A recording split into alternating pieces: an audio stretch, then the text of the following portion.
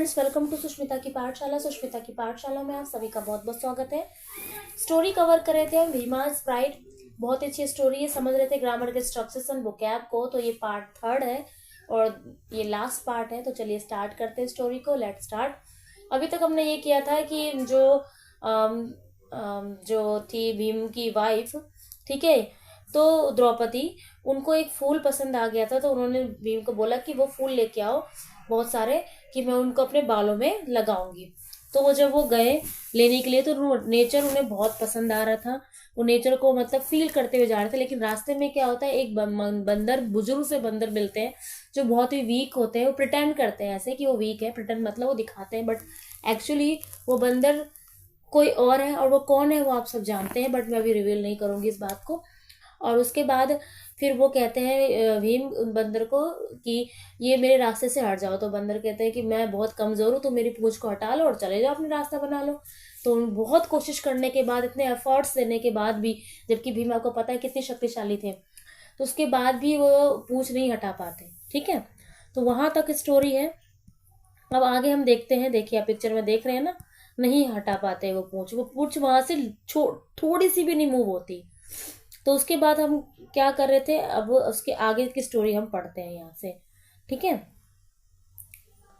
Crust under the man serval trees, यहाँ तक तो हमने पढ़ लिया है। We was full of scorn of old monkey and full of pride of his own, यहाँ थे हम। ठीक है, Bhima flew into a rage, I am not here to take lesson from an old brute like you. तो जो हनुमान जी को कुछ समझा रहे थे उन्हें, तो भीम ने कहा कि मैं यहाँ तुम्हारी जो उपदेश सुनने के लिए नहीं हूँ। Another word from you and I will crush you under my feet. अगर तुमने कुछ और बोला तो मैं तुम्हें अपने पैरों के तले क्रश कर दूंगा। यानी जो होता है ना क्रश करना, मतलब एग्जैक्ट हिंदी मुझे याद नहीं आ रही उसकी, कि मतलब दबोच दूंगा, something like that. The old monkey said in a low voice, जो ओल्ड मंकी उन्होंने बहुत धीमी आवाज में बोला, well then my brother, as I'm too old to move myself, why don't you push my tail to one side and make me a way for yourself। यहाँ तो तुमने कर लिया था फ्रेंड। यहाँ पे हम शायद थोड़ा ना मेरे से forgive me। अच्छा यहाँ पे हम यहाँ पे ओके। देखिए मैं थोड़ा मार्क कर देती हूँ यहाँ पे हम okay. भीमा's pride still did not accept the defeat। अब जो इतनी कोशिश करने के बाद भी जो वो पूंछ नहीं हिली, तो भीमा का जो घमंड था वो इस बात को, अपनी हार को वो एक्सेप्ट करने को तैयार नहीं था। ही बेंट लो, वो झुका, and took hold of the monkey's tail and with both his hand, और मंकी के टेल को अपने दोनों हाथों में लिए। He try to lift it with all his strength.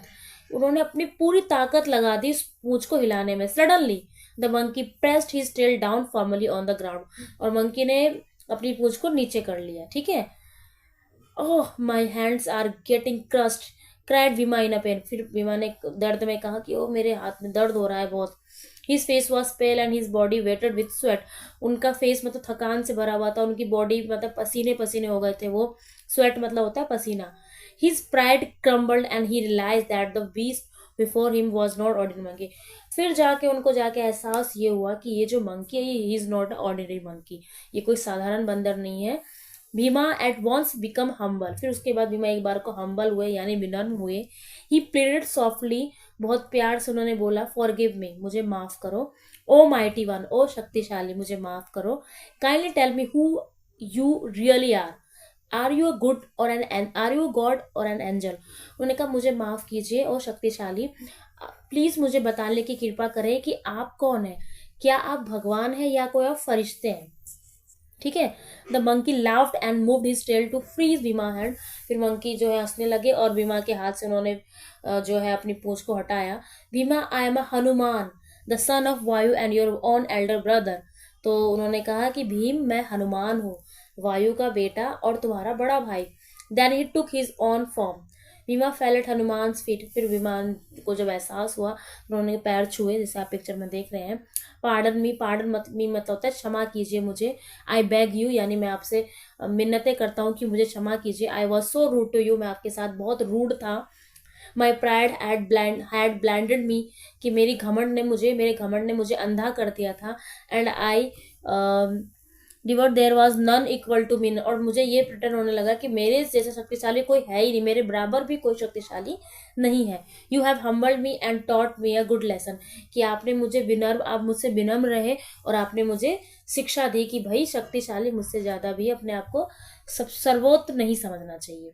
ठीक है, तो ये हनुमान जी ने कहा। Hanuman smile, I forgive you my dear brother, Hanuman हंसे और कहा मैंने तुम्हें माफ किया था, माफ किया मेरे प्यारे भाई। I am indeed happy to see you, आखिर में मैं खुश हूँ तुम्हें देख के। Tear of joy rolled down Bhima's eyes when the great Hanuman embarrassed him, तो फिर उनकी खुशी से जो है आंसू भी निकले और थोड़ा वो शर्मिंदा भी हुए।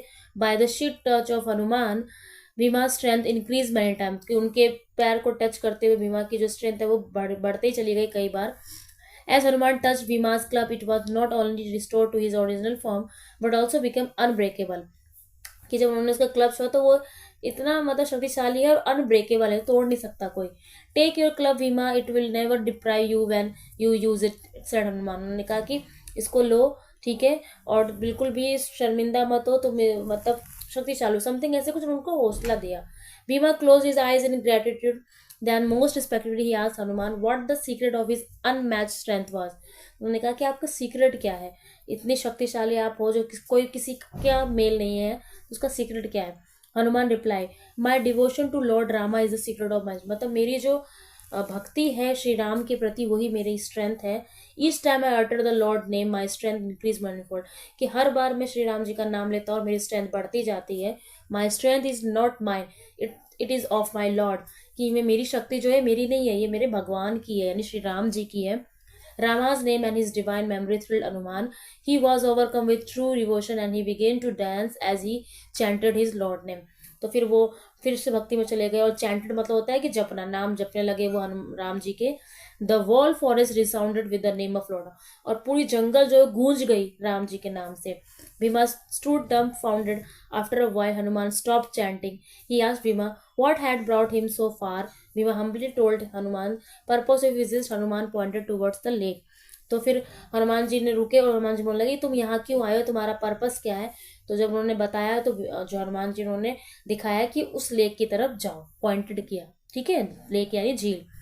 There go and pluck as many flower as you want, वहां जाओ और वहां जाके तोड़ो फ्लावर जो तुम चाहते हो। Saying this Hanuman disappeared leaving behind a light hearted Bhima whose pride had vanished completely. ये कहकर वो डिसअपियर हो गए और भीमा के जो प्राइड उनको वैनिश कर दिया। वैनिश का मतलब होता है खत्म कर देना, ठीक है। जो घमंड था भीमा की मेरे जैसे शक्तिशाली, मेरे बराबर भी कोई शक्तिशाली नहीं है, उसको हनुमान जी ने खत्म कर दिया, उस घमंड को। ठीक है, तो बहुत ही अच्छी स्टोरी थी फ्रेंड, आखिर आपको समझ में आ गए और स्टार्टिंग से भी आपको पता होगा कि वो जो बंदर है वो कौन है। ठीक है, वृक्ष का मतलब होता है जेंटल वाइन, यानी बहुत सुगंधित हवा, ठीक है, भीनी भीनी सी। क्लब अ हैवी स्टिक, गदा, जो गदा है ना उसे क्लब कहा गया है। Mighty strong powerful, helter shelter in a disordered state. Loss का मतलब होता है डिटेस्टफुल ओवरनिंग, और फॉरगिव का मतलब होता है पार्डन यानी क्षमा करना। एम्बेरस का मतलब होता है शर्मिंदा। हग्ड, ठीक है, यहाँ पर एम्ब्रेस्ड है, सॉरी एम्बेरस्ड कहती है, एम्ब्रेस का मतलब हग्ड यानी गले लगाना। और वैनिश मतलब डिसअपियर यानी सब कुछ खत्म, वैनिश मतलब चले जाना। हनुमान जी चले गए, उनको बता गए कि वहां जाओ तुम्हें वो फूल मिल जाएंगे जिसे तुम चाहते हो, जिसकी तुम्हारी इच्छा है। और उसके बाद वो वैनिश हो गए यानी डिसअपियर हो गए। ओके, सो दीज आर वो कैप। आई होप स्टोरी आपको अच्छी लगी हो, स्ट्रक्चर समझ में आए हो। अगर समझ आए तो वीडियो को लाइक कीजिए, शेयर कीजिए जितना हो सके। मिलते हैं नेक्स्ट वीडियो में, till then take care, bye bye.